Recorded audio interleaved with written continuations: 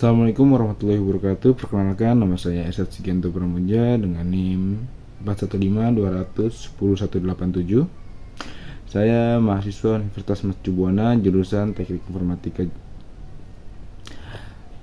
Saya membuat video ini untuk menyelesaikan tugas besar 1 mata kuliah Deep Learning. Baik, langsung saja untuk pertanyaan pertama.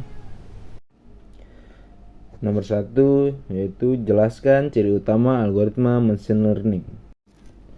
Untuk jawaban nomor 1, machine learning sendiri merupakan mesin yang dikembangkan untuk dapat belajar dengan sendiri tanpa arahan dari penggunanya. Machine learning memiliki ketiga algoritma tersebut, yaitu yang pertama supervised, unsupervised, dan reinforcement. Nomor 2, apa yang mempengaruhi kinerja model machine learning? Jawaban nomor 2, kinerja machine learning dipengaruhi oleh beberapa faktor. Di antaranya yang pertama, nilai awal parameter model. Yang kedua, pemilihan model yang di-training untuk melakukan pemetaan dari data ke tabel. Yang ketiga, pemilihan nilai hyperparameter dari algoritma pembelajaran. Yang keempat, jumlah atau kualitas data training yang dipergunakan untuk mengaproksimasi fungsi target. Nomor 3, apa definisi dari supervised dan unsupervised learning?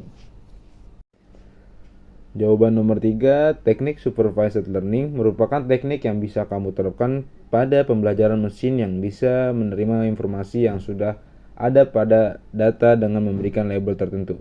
Diharapkan teknik ini bisa memberikan target terhadap output yang dilakukan dengan membandingkan pengalaman belajar di masa lalu.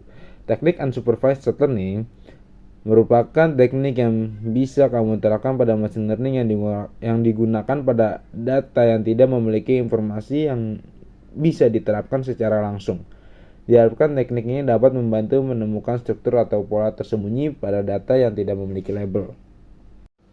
Nomor 4, jelaskan secara singkat mengenai reinforcement learning. Jawaban nomor 4, reinforcement learning adalah tipe algoritma machine learning yang bisa membuat agen software dan mesin bekerja secara otomatis untuk menentukan perilaku yang ideal sehingga dapat memaksimalkan kinerja algoritmanya. Untuk nomor 5, apa definisi dari deep learning? Jawaban nomor 5, deep learning dapat diartikan sebagai salah satu teknik dalam machine learning yang mengarahkan sebuah sistem komputer maupun mesin untuk bekerja layaknya manusia secara natural, yakni dengan mempelajari situasi dengan pembelajaran atau pemrograman tertentu. Soal nomor 6, apa perbedaan machine learning dan deep learning? Jawaban nomor 6, algoritma deep learning tidak mampu mengolah data dalam jumlah kecil secara maksimal, sebab deep learning cenderung membutuhkan data dalam jumlah yang besar, sedangkan machine learning bisa mengolah dan memproses data dalam jumlah yang lebih kecil. Nomor 7, jelaskan tentang konsep single perceptron. Jawaban nomor 7, single layer perceptron adalah sebuah jaringan saraf tiruan yang terdiri dari satu layer pemrosesan saja. Yang ke-8, sebutkan tahapan perceptron training rule. Jawaban untuk nomor 8, proses perceptron itu sendiri terdiri dari proses pelatihan atau terdiri dari sebuah proses memasukkan contoh huruf, citra-citra, ekstraksi fitur, latihan, bobot akhir, dan proses mengenali huruf-huruf yang telah dimasukkan ke dalam sistem atau terdiri dari proses masukkan gambar dari tes huruf, pengolahan gambar, hitung jumlah bobot, dan penghasil pendahuluan. 9.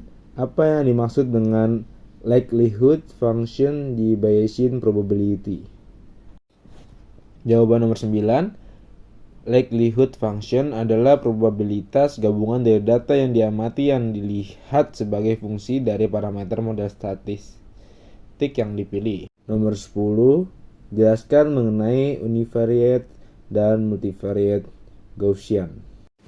Jawaban nomor 10, univariate adalah distribusi probabilitas, hanya satu variabel acak.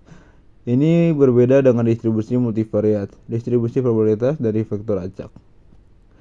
Multivariate Gaussian adalah salah satu distribusi yang sering digunakan, mengingat hampir semua kejadian bisa didekati dengan distribusi tersebut. Dalam mengenali suatu objek dalam bentuk image, fitur objek tersebut kerap kali mengikuti distribusi multivariate Gaussian dengan parameter mean dan covariance yang berbeda-beda. 11. Jelaskan perangkat keras yang digunakan untuk pengolahan data menggunakan deep learning. Jawaban nomor 11. Berdasarkan buku pengantar machine learning, dianjurkan sekurang-kurangnya menggunakan komputer dengan spesifikasi Intel i5 CPU 3.0 plus GHz sampai 64 bit. RAM-nya 4 GB ke atas. Hard disk 1 TB, Ethernet card, opsionalnya kalau bisa lebih bagus pakai SSD. 12. Menurut Anda, tools atau software apa yang mudah digunakan untuk deep learning? Jawaban nomor 12, Jupyter Notebook merupakan komensel untuk interactive computing. Tools ini tidak hanya dapat digunakan dengan Python, tapi juga programming language lainnya seperti R, Julia, Haskell, serta Ruby. Tools ini dapat menunjang adanya data analisis, statistik modeling, dan machine learning. Jupyter Notebook dapat membantu kamu dalam menciptakan representasi proyek yang lebih interaktif. Hal ini memungkinkan terjadi pembuatan analitik reports yang lebih sistematis dan rapi. Tujuannya untuk menyimpan dan membagikan kode, visualization, serta komen yang ada. 13. Sebutkan contoh dataset yang dapat diolah dengan deep learning.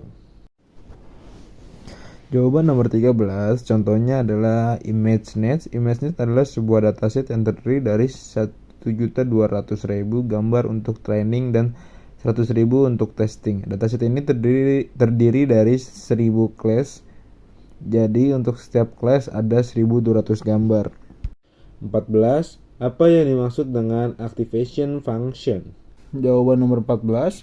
Activation function adalah sebuah titik yang ditambahkan di akhir output dari setiap jaringan syaraf.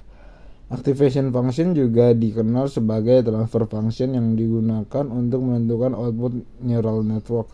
Activation function dibagi menjadi dua tipe, yaitu linear dan non-linear. Soal nomor 15, apa yang dimaksud dengan fungsi objektif?